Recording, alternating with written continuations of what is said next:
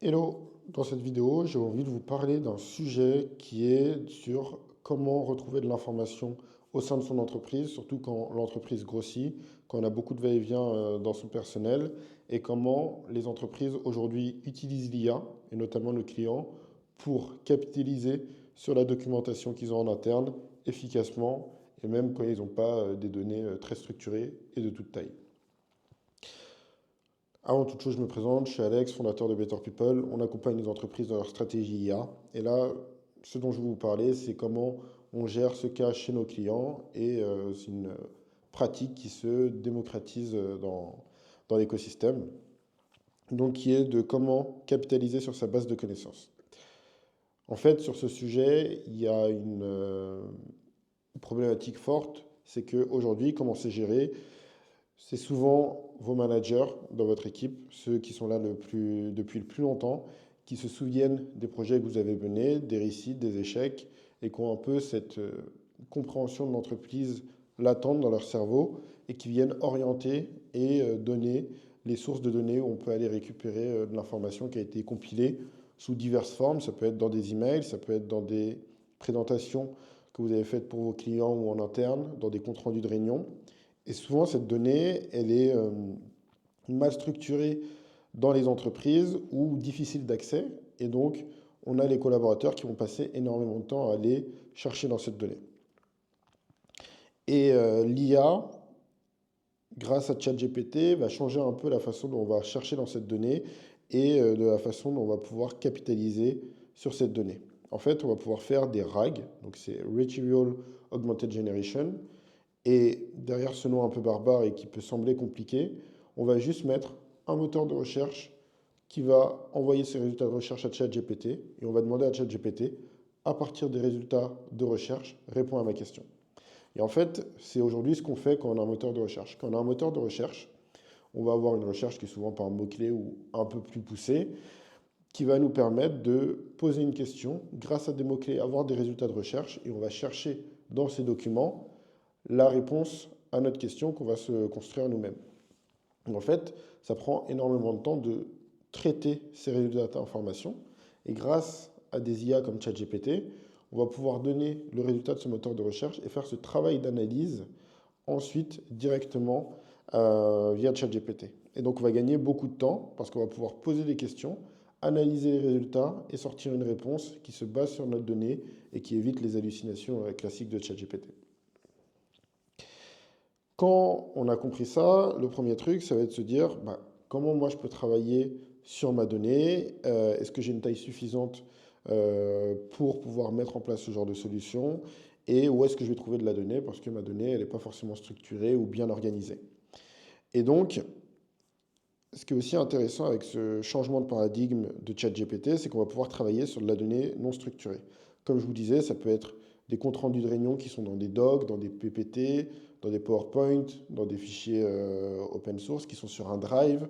Ça peut aller chercher dans des emails, on peut aller chercher dans la donnée qui n'est pas structurée et organiser cette donnée pour pouvoir créer la première brique qui est un moteur de recherche dessus.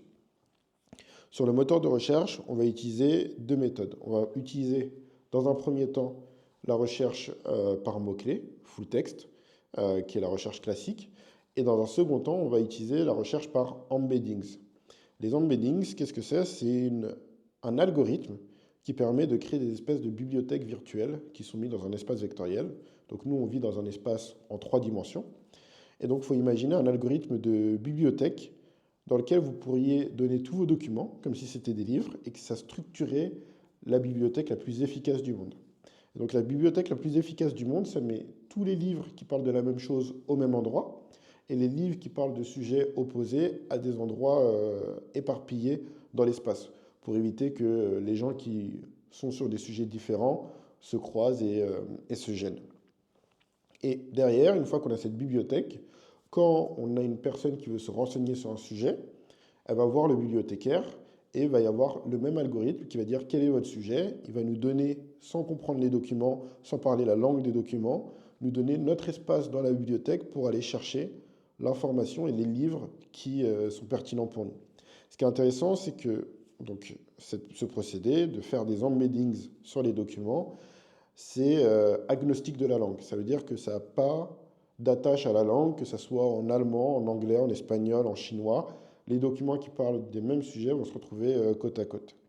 Et du coup, on va pouvoir prendre la question de notre utilisateur, le mettre dans cet algorithme d'embeddings, récupérer les documents qui sont le plus proches de la réponse de la question dans l'espace, les mettre de côté, faire cette recherche full text, prendre les documents, les mettre de côté, fusionner ces documents et dire à ChatGPT, à partir de ces résultats de recherche, est-ce que tu peux me construire une réponse?